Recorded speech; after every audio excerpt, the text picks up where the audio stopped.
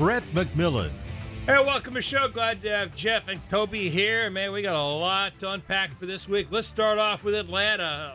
Another wild weekend in Atlanta, Jeff. And I tell you, they were talking about how the track has kind of degraded a little bit. And I thought the racing has better than it has been. A lot of great shows. I didn't think that. And, you know, we were right amongst all that right there on the Saturday race and the Craftsman Truck Series race. And I thought they put on one whale of a show. It was a lot of good follow the leader, a lot of passes.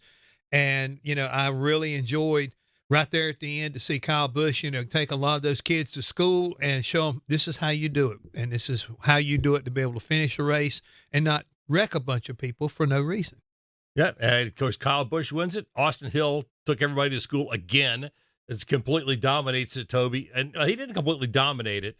Led a ton of laps, but still had to battle at the end of that race to get the win. He told me in Victory Lane that he was almost sick to his stomach towards the end of that race when guys had chased him down.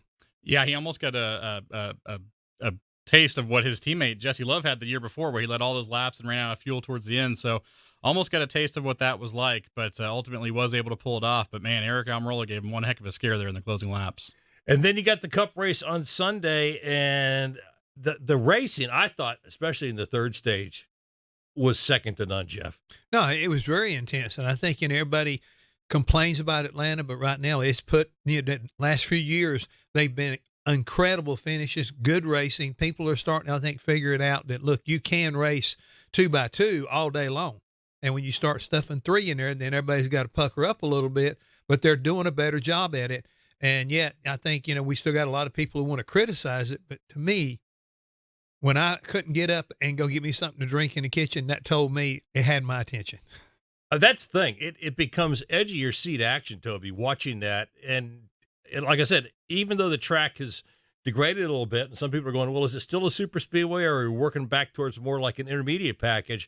You know, what Marcus Smith and Speedway Motorsports came up with here, it still is edge of your seat action. Well, what it feels like to me is old school restrictor plate racing, because the guys are actually having to let off the throttle a little bit through the turns. The handling does come into play, like you guys were talking about with the track surface aging out. And I think as we keep going a few more years in this, it's going to get really, really good. But you see guys have to actually plan out their strategy of what they're doing. They have to set up these passes several laps in advance, kind of get runs built up. And it's really, really exciting to see for sure. The thing that gets me, everybody wants to complain about it when it's you are running wide open. Everybody says, you can't get around somebody unless you move them a little bit or you get a bump in the back end. But now all of a sudden, if they got to roll up and they are going 70% on a place like Atlanta, I think it makes it dramatic. I think it makes all of a sudden, it puts a lot into the driver's hands as well as the spotters, being able to give them, hey, you got them coming from the outside. They're building and they're getting that line where all of a sudden the lane, outside lane, inside lane, middle lane, is really working, and you have to have somebody that's got his head on a swivel to make sure they don't mess up. Well, the question after qualifying on Saturday for the Cup race was which car manufacturer got it right? When you had Ford had 10 of the top 11 spots in qualifying, the question was how much raceability are they going to have, especially when the Toyotas had one car in the top 20, I think it was, or in the top 20. John Hunter Nemechek was the highest qualifying Toyota at the time. I think it was 12. Yeah, 12. Bubba, somewhere I there, think was. Yeah, Bubba was like 12, 13. Okay. Yeah. Mm-hmm. Yeah. But you talked to the guys in the garage Sunday morning, and they were all like, well, yeah, and the same thing with Chevys. We decided to go for, more downforce and handling rather than raw speed. The Ford's guys are going, well, we got raw speed, but we learned last year, and we think the cars tightened up after the race started, so we feel like we're going to be okay. And the Ford stayed up there, Toby, all day long, and yet we still had cars moving back and forth. So all three manufacturers delivered over the course of the day. Yeah, and you talk about the Fords being up there all day long. They've got to feel sick because they've had the best cars 2 weekends in a row. I mean, Daytona 500, Atlanta, they had the field covered, it seemed like. And both times they walk out of there with nothing. So that's got to feel really, really, really, really rough for those guys. But one thing you learn from that, Toby, is it takes everybody working together. Okay. And you can say, well, that's what we try to do with the manufacturers. Ain't what I'm saying. There's people out there that are doing it for themselves. They're trying to win the race themselves. They're not really worried about what the manufacturer is saying anymore. They want to get that win. It gets them locked into the end of the year when it really pays the big money. So why do I want to help somebody? I think that's one of the reasons that Carson Hocevar, trying to think right now who didn't go with in the truck race, get a little bump when he needed it to beat Kyle Busch. And you see this. I mean, and I think we're seeing a new year and a new approach of what's important. Everybody figures if you stay and work with the manufacturer, we'll all take our turn. Ain't nobody want to take their turn. They want it all. They want it all. I mean, they're greedy. I hate to tell you, but most NASCAR drivers, no matter what series you're in, they're greedy people. They want to win. Well, and they knew they had a tire that was good enough that they could run more than one fuel cycle on those tires. And that was the strategy going in. We're going to change tires twice during the course of this Cup race because they all felt like it was going to be all about track position, Toby. And that turned out to be the case. Get out of the pits in front, and you're going to try to, probably be able to stay in front and not have to deal with trying to make your way through the field, even though guys were able to do it. Yeah, no, it's all about setting yourself up for that final stage. And you see it throughout the entire race. People are doing certain things, little things here and there to get themselves positioned right when the final stage happens. And once you're kind of there, it's really hard because you're locked in. When they're going 2-3 wide, it's really hard to make another lane and kind of make something happen. So a lot of it's positioning yourself, getting in the right spot. And what you saw is a lot of the guys that did that most of the day were in the mix there at the end.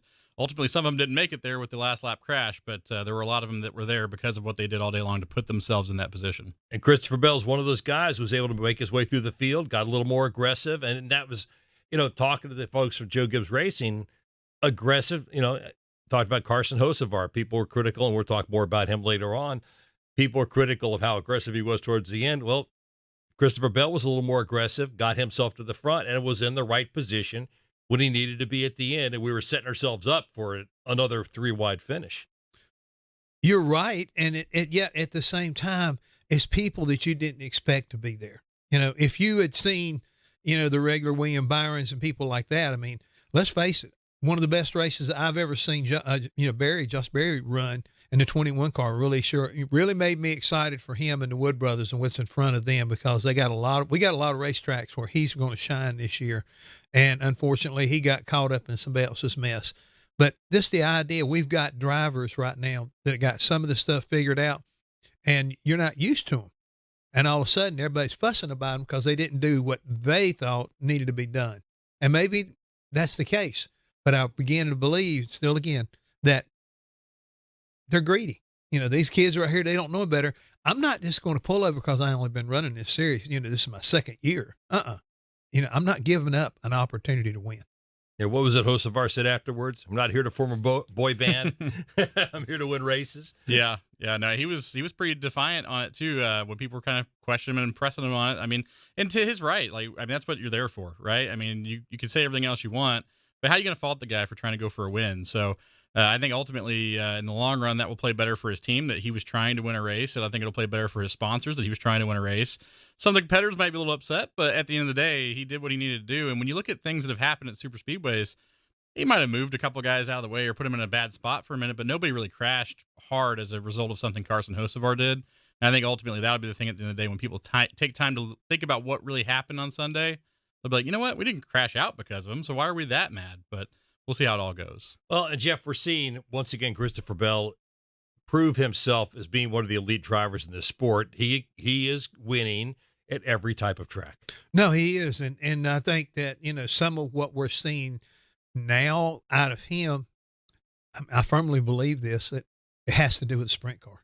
I think if you go out there, and it's a lot like with Kyle Larson, when you keep your skills and your skill sets, really sharpened, and I think you do that when you run those World of Outlaw races, I think it makes you just that much better against guys who are not behind the wheel driving something. I mean, I firmly believe after all these years, I like it when I see a guy run the Xfinity and people say, wait, they're jumping down through there. No, they're trying to keep their, what they do for making a living. They're just trying to make sure they're staying on the edge and sharpening it up all the time. And, just like Kyle Busch in the Truck Series, if he's there, he should win. If he don't win, shame on him and that team he's driving for, because he's that good. So I think when you see guys that are doing things away from the racetrack, like what Christopher Bell's doing, I think it really makes them better race car drivers. Is he? I don't want to say he flies under the radar, Toby, as a superstar in the sport. I mean, but think about it. He, outside of some shenanigans at Martinsville, he could have been in the finals 3 straight years. Yeah, no, he's extremely talented, and he's a guy that's going to be here for a long time. Kind of going back to the super speedway thing, though, he's never really loved super speedway racing, but he actually credited, and I thought this was interesting, Eric Almirola, who's now at the Joe Gibbs Racing family of drivers there in the Xfinity Series part-time. He credited him for kind of helping change his mentality going into these races, and he feels like that's actually helped him improve, as Eric's kind of told him things you do late in these races to kind of put yourself in a position. And obviously it's already paying off, but like also to Jeff's point here, like the whole dirt racing in the off season, which is something that Joe Gibbs Racing has not allowed their drivers to do in recent seasons. All of a sudden they've kind of relaxed that rule this year. And again, it's paying off big dividends for those guys as well. Well, when we come back, I want to talk about the finish of the race in Atlanta. Yeah, Christopher Bell won. Would he have still won if they'd raced to the checkered flag? That's a good question. Because once again, controversy surrounds the yellow. Stay with us. We work hard to keep our cars looking great on the outside, but engine components need our attention too. That's where you can trust Z-Max Micro Lubricant to disperse carbon buildup in your engine and fuel system, to keep your car or truck running at its peak. By soaking into the metal of your engine, Z-Max Micro Lubricant improves performance, extends engine life, and reduces emissions. Trust the many customers who've said, "Thanks for saving my engine." Find out more at zmax.com or follow us on Facebook and Twitter. Imagine the roar of the engines, the smell of burnt rubber, the electrifying energy of the crowd. It feels like America. It's the Food City 500 NASCAR Weekend, April 11th through the 13th. It's racing the way it ought to be. This year, it's a triple-header weekend with the thrill of trucks, Xfinity, and Cup racing packed into 3 heart-pounding days. Visit BristolMotorspeedway.com for tickets and details. Lenny Baticki brings you PRN at the Track every week here on PRN, the Performance Racing Network. Start your engine! It's a nice lead for William Byron. Call it 2 car lengths over Tyler Reddick, who dominated this event a year ago. 3-car battle for the race lead as they streak their way down the back straightaway. Chastain now will run to the inside to try to get around William Byron, but Byron will lead off turn number 1. 3 wide down the backstretch. Chase Elliott, A.J. Allmendinger, nobody giving an inch. It's the NASCAR Xfinity Series at Circuit of the Americas, Saturday, March 1st at 2 Eastern on PRN. 3-car battle for the race lead as they streak their way down the back straightaway. 3 wide down the backstretch. Nobody giving an inch. Brian Truex is out of gas and up into the wall at turns 3 and 4. Jesse Love has already lost the lead. Guess who is the new race leader? His teammate Austin Hill. Riley Herbst to the inside, door-to-door with Sam Mayer. It's the NASCAR Xfinity Series at Circuit of the Americas, Saturday, March 1st at 2 Eastern on PRN, the Performance Racing Network.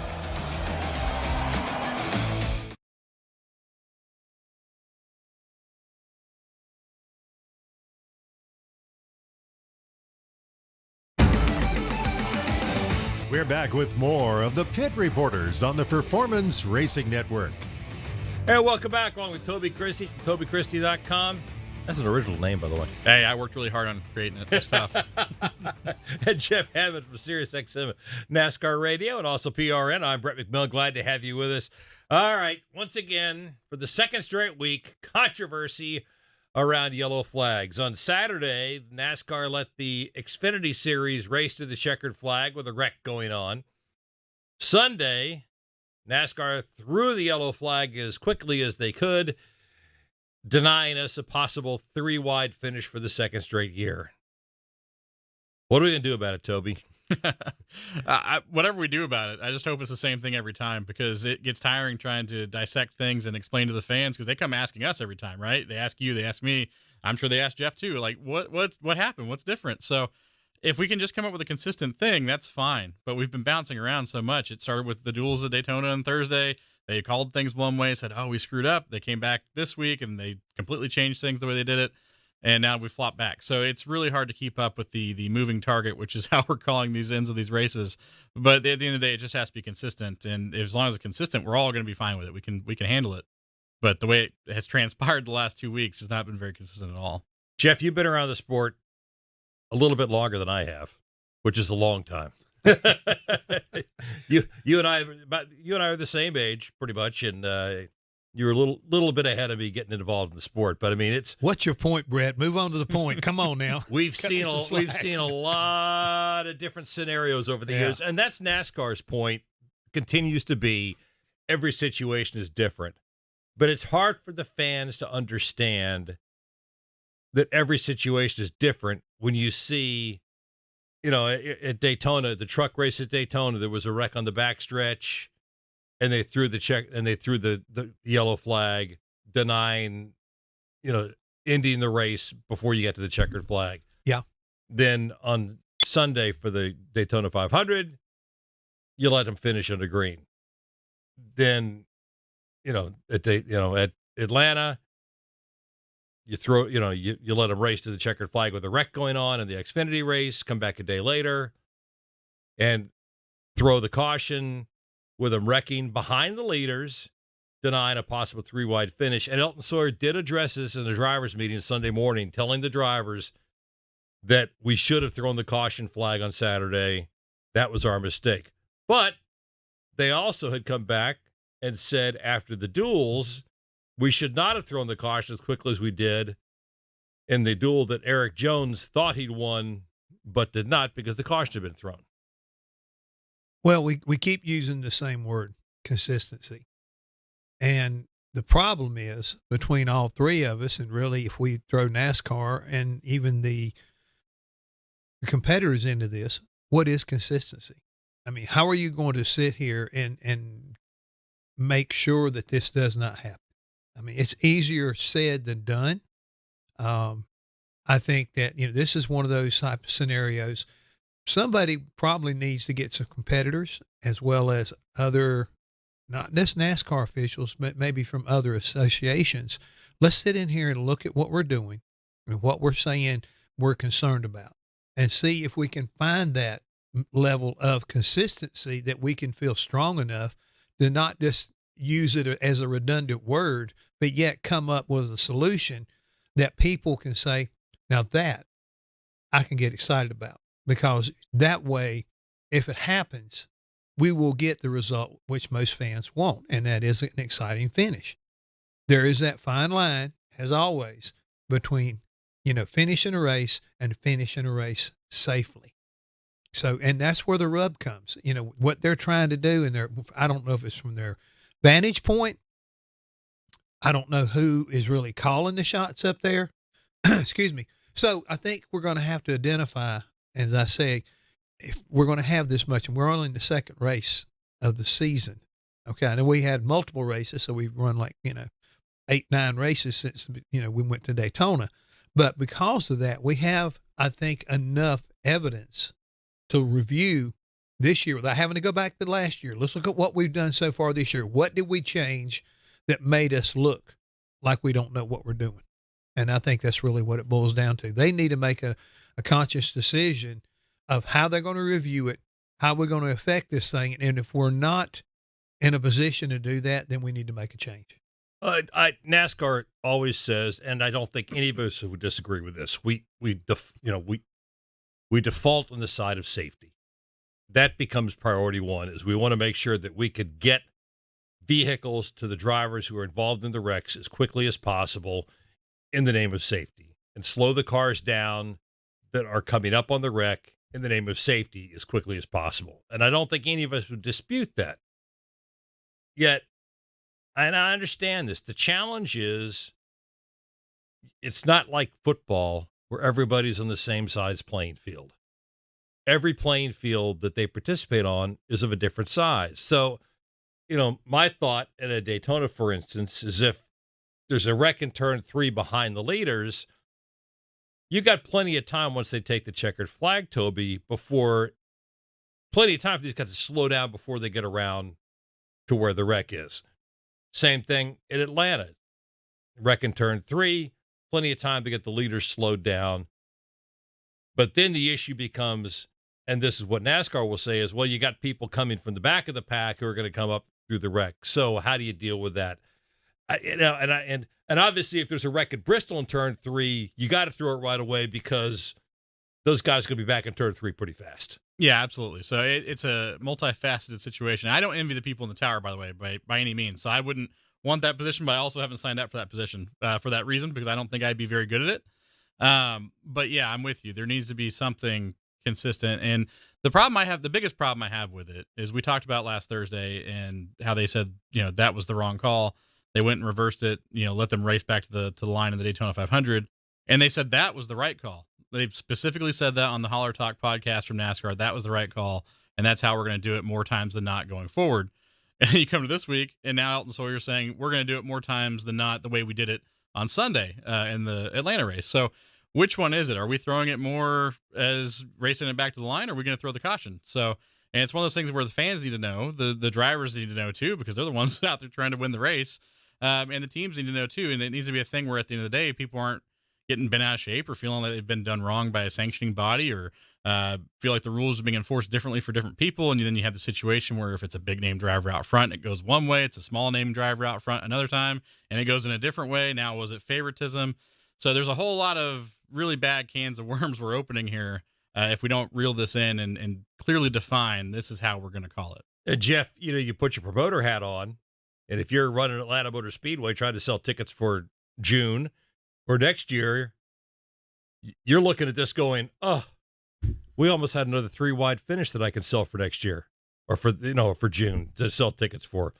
And if you're looking at promoting the sport in general, you'd almost had another heck of a finish to promote that was then squashed because you threw the caution. Okay, Brett, we've been having this discussion. You came out a moment ago and said, we got to err on the side of safety. Yes. All right, stop right there. Okay. Stop right there.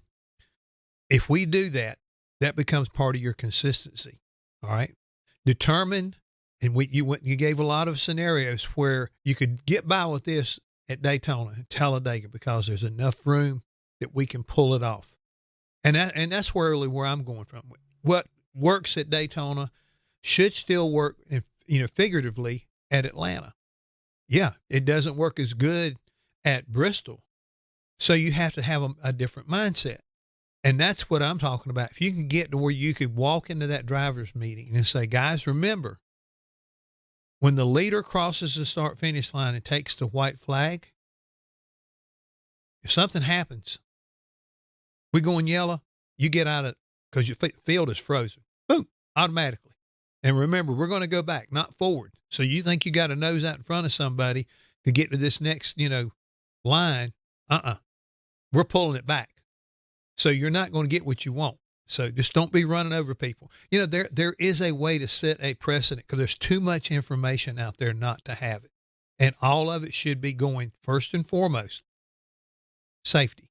And any promoter or fan that doesn't understand that, they're not really a true fan, and they don't really have what I would consider a pure passion and concern for the guys that are putting the show on and girls that put on the show week in and week out.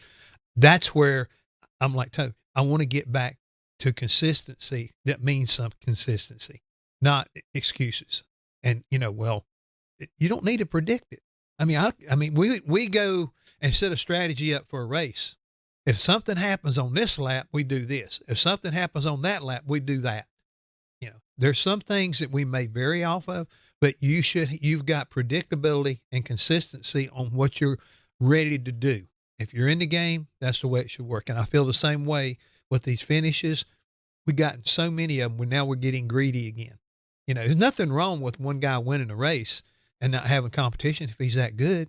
But at the same time, if they come down 2 or 3, make it the right 2 or 3 and not have it to where all of a sudden, well, we need to reverse this. This didn't work out. That looks worse. So what happens at COTA this week?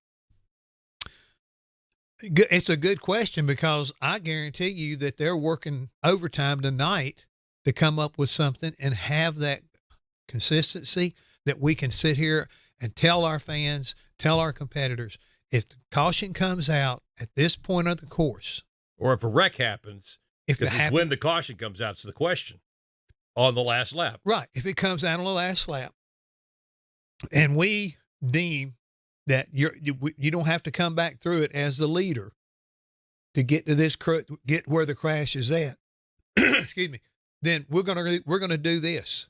We're going to do this. And this is where it gets a little tricky, guys. You don't throw a solid yellow. You throw a flashing yellow. Yeah, that we're still racing. I mean, there's got to be something you can tell them that we're still racing right at the moment. You get a yellow and a red together, then you get out of the gas. You know, we got the courses shut down. I think there's a way to come up with something like it again. We need to get a group of guys together, gals, whatever, and come up with a level of consistency. Now, I may get taken into a meeting and say, listen, if you're going to run your mouth, you need to sit in this meeting and hear how we go about doing it.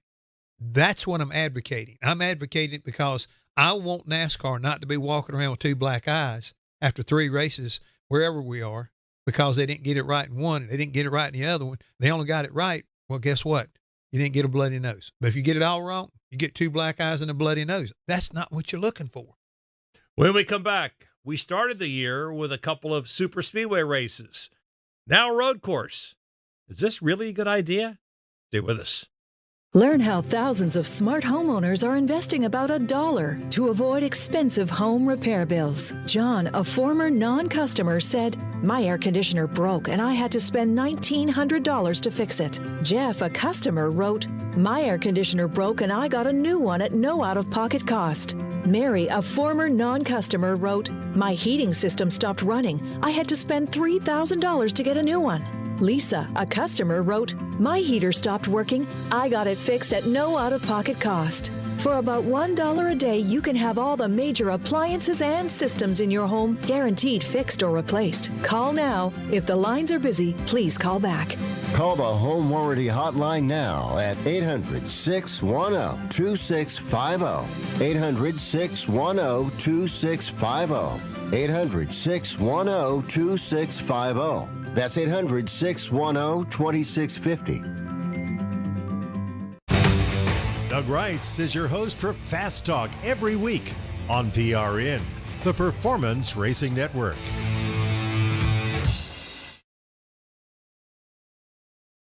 We saw a lot of chaos in the closing laps of the race. So just trying to minimize that, make it more about a race than people just using each other up. I think it's needed. It was needed at all the road courses. While I don't think it's going to be a home run, I think that it'll be in the right direction. So many opportunities to either be really good or make mistakes, and they can start adding up on you quick. For the latest NASCAR news without a restrictor plate, it's PRN's Garage Pass. For the station near you, check us out at goprn.com. Hi, this is PRN's David Stiles. Join me each week when I head over to JC's Garage to talk NASCAR.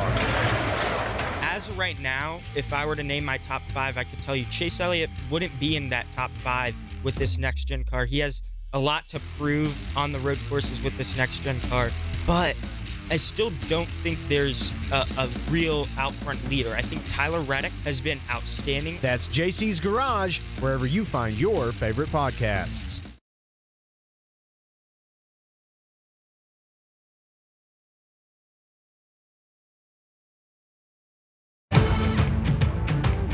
Let's get back to more Pit Reporters on the Performance Racing Network.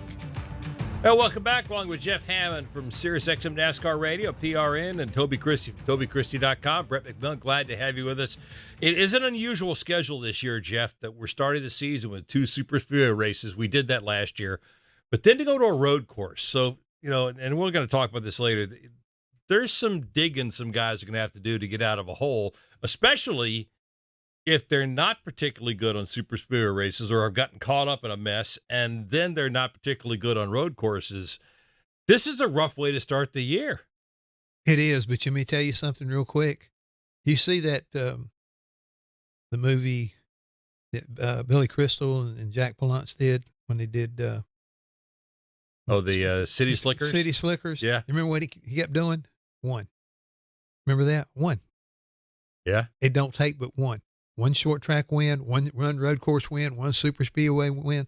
this hole that we always worried about back in my day, because when you dug a hole back then, you had to do some extra credit work to be able to make up the points that you can easily erase with one win.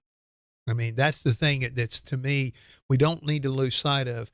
It's not time to panic, because you do have that opportunity. All you got to do is make sure you stay, whatever it is now, the cutoff line is at 30, 35, get that one win, and you have got basically that golden ticket we like to hear about on all these other, syndicated talk shows or music shows. Just get that golden ticket that punches you into that opportunity to run and make up a lot of ground the final 10 races of the year. Toby, how you feel about it? Yeah, I'm with him. Since the playoff format was instituted, it really doesn't. There's no real sense of urgency. Like, sure, there's some guys that feel like maybe I'm not going to get a win this year, and maybe I do need to do something. But you look at last year. I mean, Harrison Burton was the last place guy in the entire standings, right? As far as full timers go, gets the walk-off win at Daytona a couple weeks before the playoffs start. All of a sudden, he's 16th in points going into the playoffs. So I'm with Jeff. I don't feel like it should be a huge panic situation, especially if you're a good driver and a good team, even if you're going into a road course this weekend. But for some of those cars and teams, there may be just a little bit of a fringe. Can we contend for a win throughout the year at some point? There might be a little panic, but for the most part, I don't think too many people should be panicking yet. The only thing I would throw into that mix that might challenge you a little bit would be the fact, you get some penalties like some people have already done, and you lose playoff points. And all of a sudden, guess what? You're in a situation where you're in the top 16 and you don't win a race, but you could get in on points.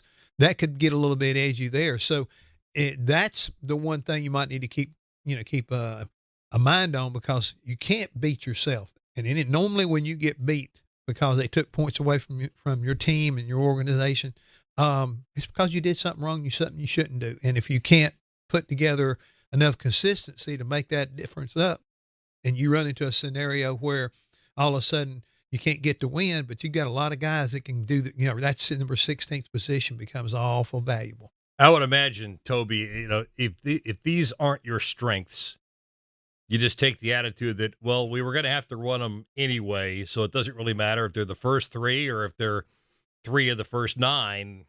Let's just keep our spirits up and wait for the ones we're stronger at. Yeah, let's take the hit early on, right?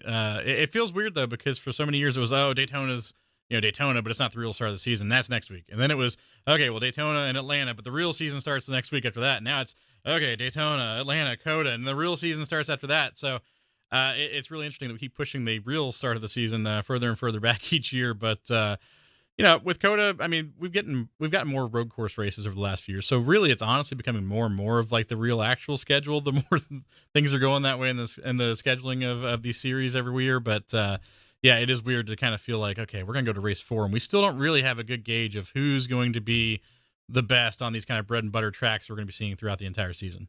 Well, each week on the Pit Reporters, we give you a chance to go to GoPRN.com and vote in our poll. And this week's question is, should NASCAR keep the super speedway races of Daytona and Atlanta back-to-back to start the season? Yes or no?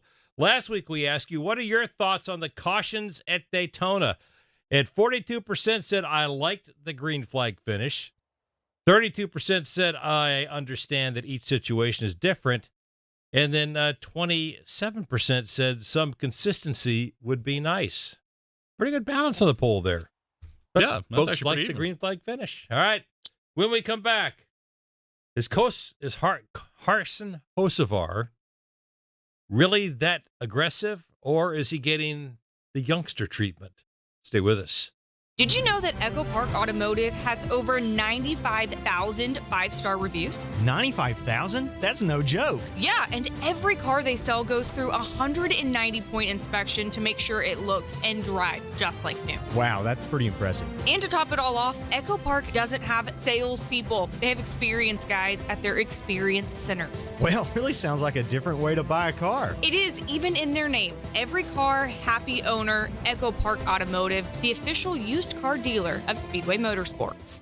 The speed, the thrill, the action. NASCAR takes over Las Vegas March 14th through 16th for the Pennzoil 400 race weekend at Las Vegas Motor Speedway. Get ready for non-stop action as NASCAR's biggest stars battle for victory. Whether you're in the stands or camping trackside, feel the adrenaline like never before. Tickets at lvms.com or call 800-644-4444. Are you ready to go all in? This is NASCAR. This is Vegas. This is the Pennzoil 400 March 14th through 16th.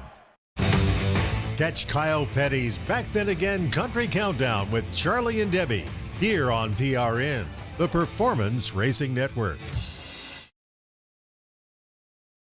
Start your engine! Reddick goes right to the bottom of the racetrack. Chastain tries to hold on the outside. Truex on the inside, Byron in the middle, Chastain up high. Hamlin now beginning to come to the front. He's got the edge now. He'll take the lead away. Brian Blaney sliding down into the grass. There was a lot of bumping and grinding, and Blaney noses into the infield retaining wall. Ross Chastain doing a great job. Truex right there, big in his mirror as they race down the backstretch here. Harrison Burton is spinning down the back straightaway. Everybody going to the top side. Here comes Kyle Larson. Larson dives to the bottom of the racetrack. He wants to lead all four. Chris Buescher has the advantage and a spin off of turn 4. Yeah, we've got a ton of cars that are in this one, and Larson is certainly one of those cars. Trouble coming out of turn 4. Hamlin is sideways. The car spins down on the apron of the racetrack. Byron takes that brightly painted number 24 to the front. He gets a big shove from Daniel Suarez. This is PRN.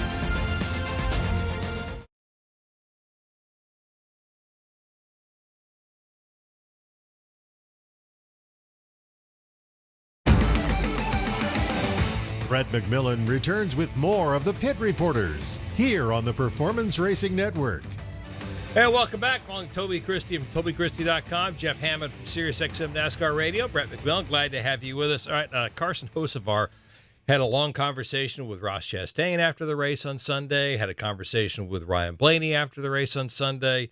Ryan Blaney was not happy with him during the race on Sunday.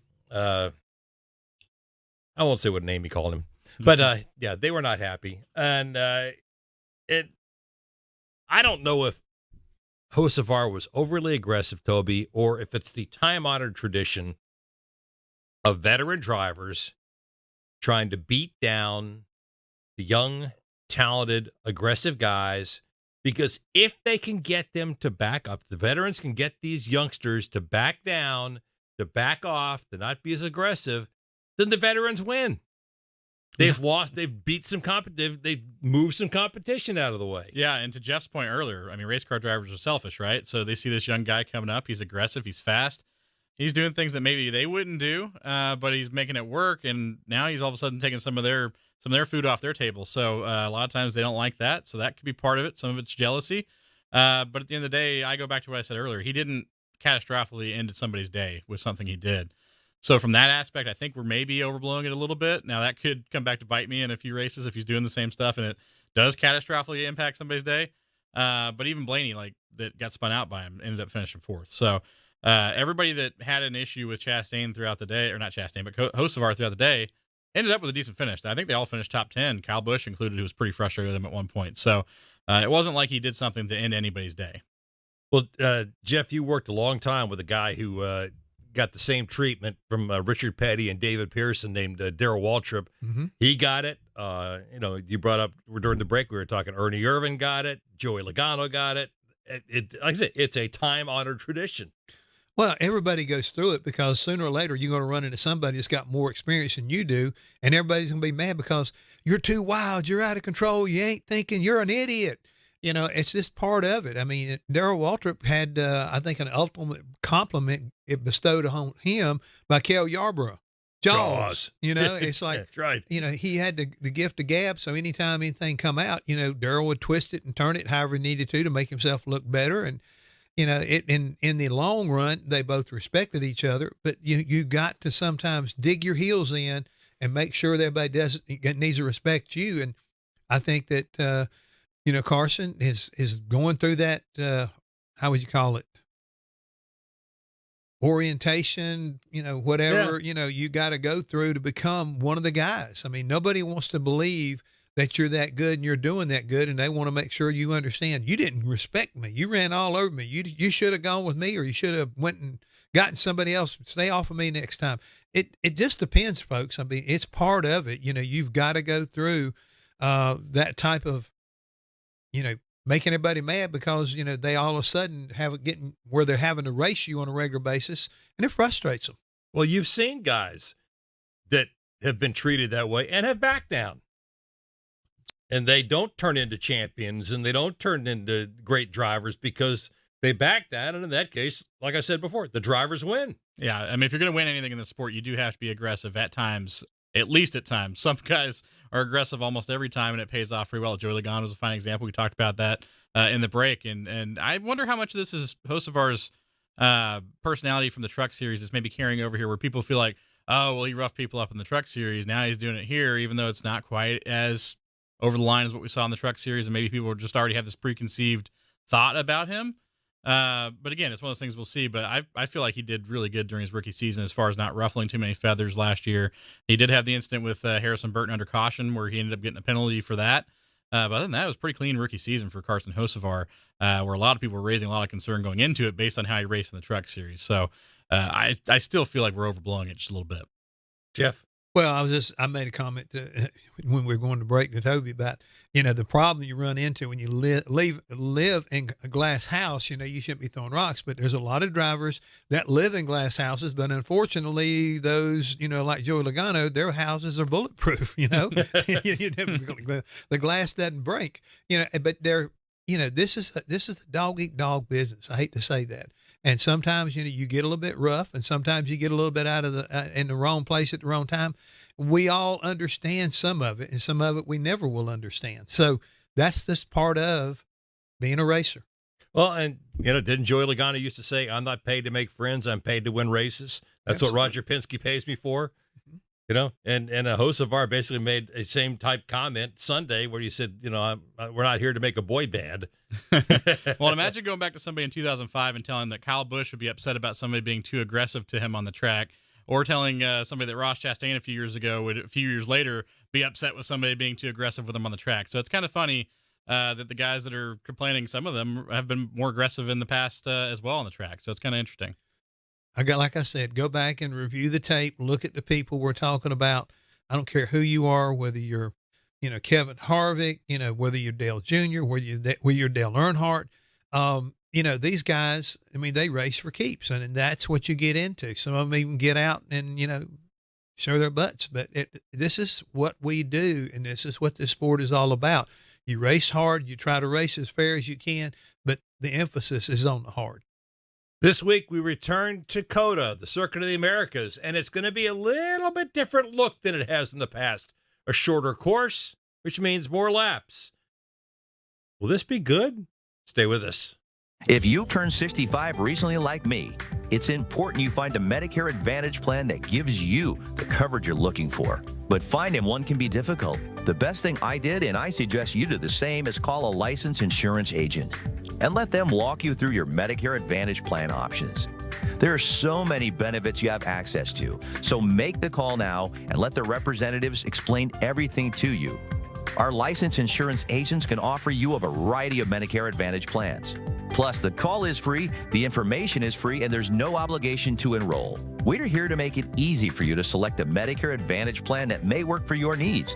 Finding a Medicare Advantage plan can be easy if you do what I did. Make a quick call right now to learn more. Thank you. 800-433-3082. 800-433-3082. 800-433-3082. That's 800-433-3082. Mark Garrow's your host for Garage Pass, here on PRN, the Performance Racing Network.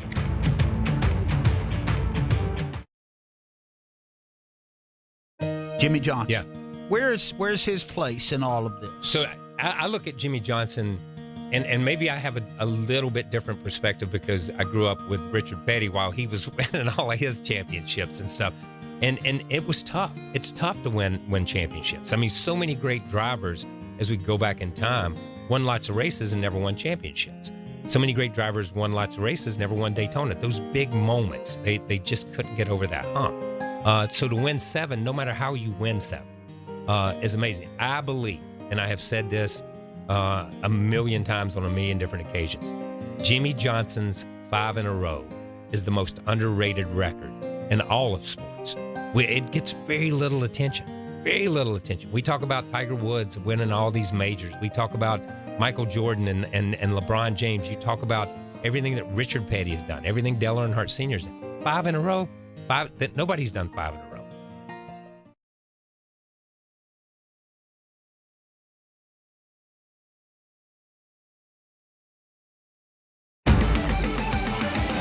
We're back with more of the Pit Reporters on the Performance Racing Network.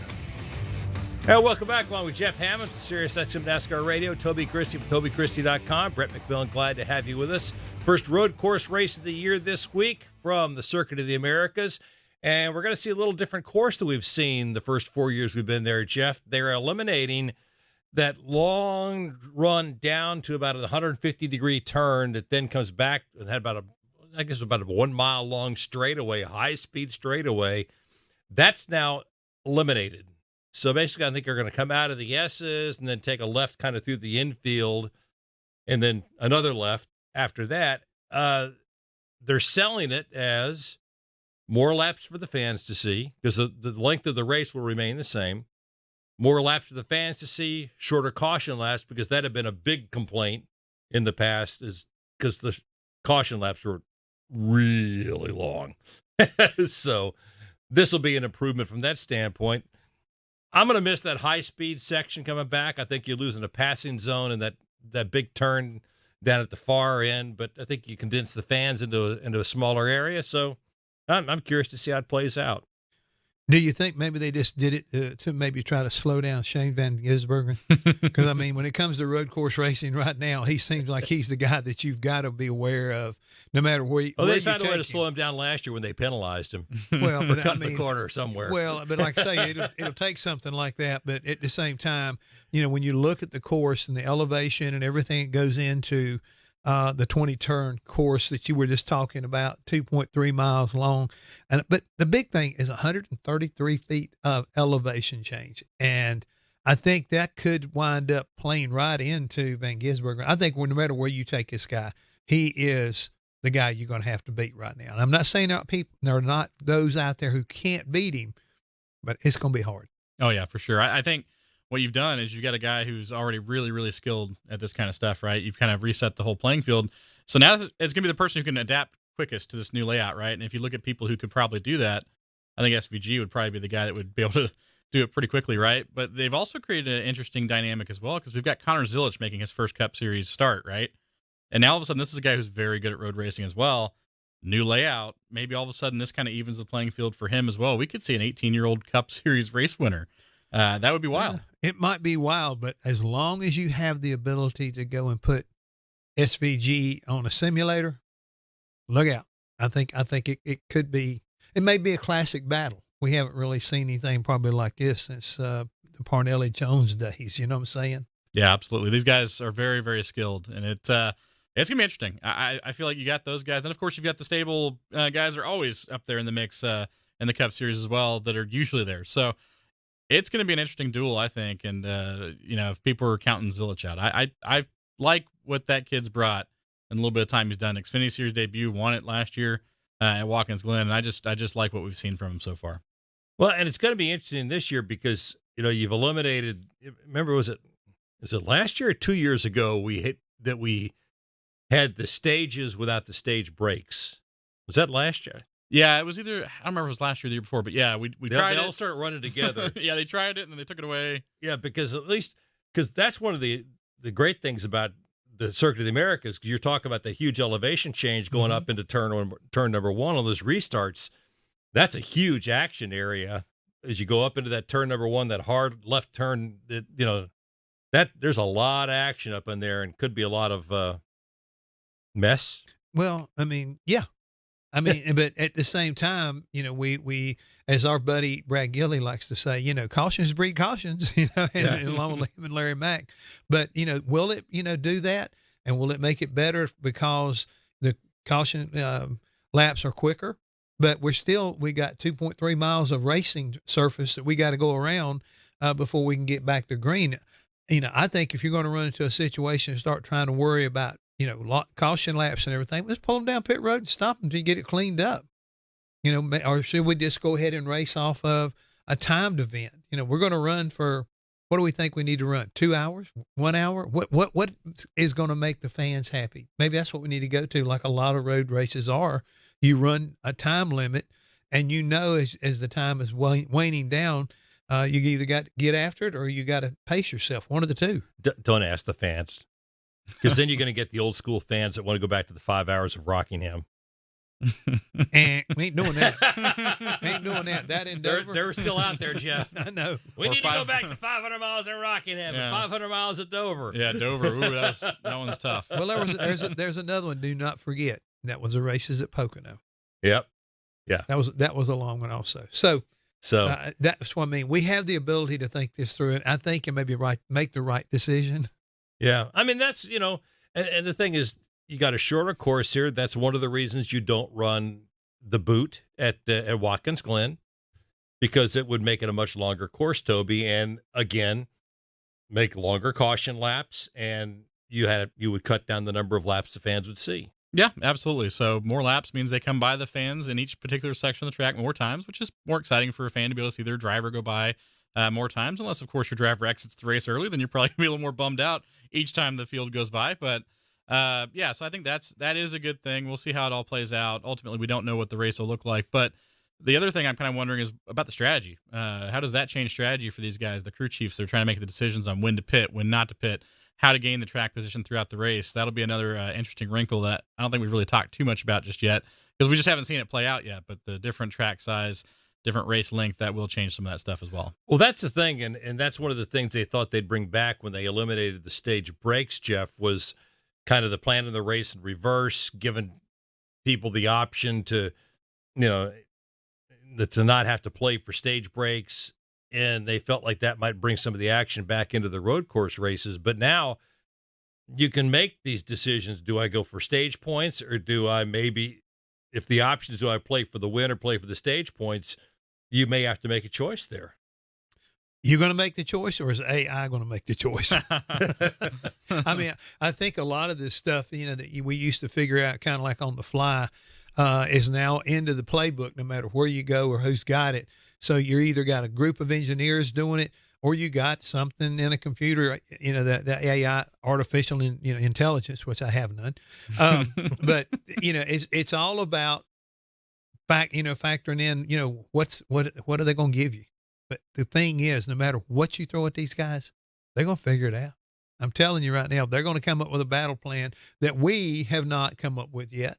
And somebody will pull one off, or they will get aggressive because of running out of time or running out of laps. And somebody will bring a caution out, and we'll still have a green-white checker with 3 to go at a road course. Yeah. I mean, there are a lot of good guys out there. It's not like the old days where you only had 5 or 6 guys who were good on road courses. I mean, you talked about SVG. Alex Bowman's been very good at this racetrack. Mm-hmm. Yeah, he has. Very good. And, Tyler Reddick's very good on these road courses. I mean, there are a lot of guys that I would expect to see continue for a win on Sunday. No, you'll see a lot of guys, but they won't be the same ones you thought you were going to see. Somebody's going to surprise you. Well, and we haven't even mentioned A.J. Allmendinger yet. Yeah, Allmendinger and Chastain's won here before. So, yeah. I mean, there's a lot of guys that can contend. Byron's pretty good at these places as well. So, a lot of people that, if you're thinking one guy's going to win this thing outright, there's a lot of people that can sneak up there. Yeah, and there's some guys that could use a really good point day, too. All right, when we come back, white flag laps.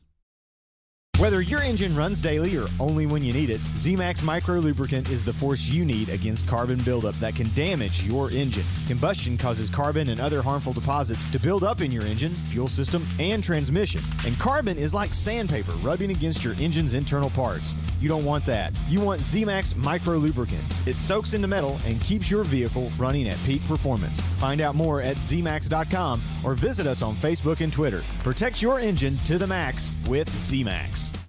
Imagine the roar of the engines, the smell of burnt rubber, the electrifying energy of the crowd. It feels like America. It's the Food City 500 NASCAR Weekend, April 11th through the 13th. It's racing the way it ought to be. This year, it's a triple header weekend with the thrill of trucks, Xfinity, and Cup racing packed into 3 heart-pounding days. Visit BristolMotorspeedway.com for tickets and details. Lenny Baticki brings you PRN at the Track every week here on PRN, the Performance Racing Network. If you have a chance to make a difference in a kid's life, you need to take full advantage of that opportunity. For those kids to know somebody has their back, somebody is caring about them, thinking about them when they feel like nobody is. Anything that I can do now to support Speedway Children's Charities, I do because I've seen the work firsthand. We owe it to children, no matter where they come from. Unfortunately, there is no end to some of the terrible atrocities in our world. Speedway Children's Charities can feel really good that we are getting the most good out of every dollar that's given. At Speedway Children's Charities, our mission is simple. Help every child we can. Because all children deserve joy and hope and love. And if one child is still in need, then there's still work to do. Because their future is our future. And there's still so much they can teach us. Find out more at speedwaycharities.org.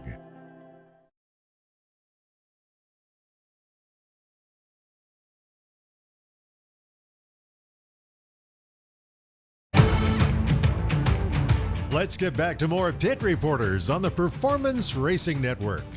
And welcome back. It's time now for our white flag laps. And first up from TobyChristie.com, it is Toby Christie. Man, we talked about consistency. We need consistency, guys. I mean, it's unreal how inconsistent things have been this year. And again, like I said, I don't envy people in the tower, but we need to come up with some rules, regulations, and clearly define what is a caution, when we're going to be calling a caution on these last laps of these races and stuff like that, just so everybody knows what's happening, what's going on, and so nobody feels like they were robbed out of a win. No fan base feels like somebody did something to spite their driver. That's the end all thing. We need everything to just be legit. All right, I hear you. Next up from SiriusXM NASCAR Radio and PRN, it's Jeff Hammond. Here we are getting ready to run the third race of the year, and we've had so much controversy. We've had some guys get disqualified and penalized, and I think that, as Toby talks about, consistency, guys, shame on you. Right now, we've got people who are getting penalized, and they shouldn't be doing these kind of things this early in the season, putting yourself in a hole. It's also bad for the sport. We all want to get the advantage of the fellow competitors, but NASCAR is there to make sure you play by the rules, and that's very important to them and to a lot of sponsors. So keep that in mind. I just recently overheard a conversation with a certain team and their sponsor, because they were talking about, if this is the way it's going to be, we've got to make an excuse for what you did to try to win with our name attached to it. It ain't going to work. So still remember, the integrity of the sport is fierce competitors, but do it with, the idea of not embarrassing everybody else. All right. Well said. The gray area is okay, but There is no gray area. Don't step too far. It retired at the same time I did. So, okay. Well, Toby talked about the lack of consistency, and I think we all agree, as we talked about earlier, safety should always be the main concern. But the consistency of throwing the caution flag at the end of races is causing serious credibility issues for NASCAR. We understand each situation is different, but the nuances and especially understanding the different sizes of the playing fields and so on and so forth, that just doesn't fly for the fans. Options are, you can make a hard and fast rule and stick with it. Like if a car hits the wall, not just brushes it, but hits it and gets cockeyed, the caution's thrown. If the cars come to a stop on the track, throw the caution. Here's another option. If we're worried about the back of the field running through wrecking cars, all the teams have spotters. Put the onus on the spotters to make sure the drivers are aware of what lies in front of them, understanding that it's the last lap. They're not in position to win the race, so they shouldn't be making any bold moves through a debris field for the win. Guys, thanks a lot. We'll talk to you next week. Join us again next week for the Pit Reporters on PRN, the Performance Racing Network.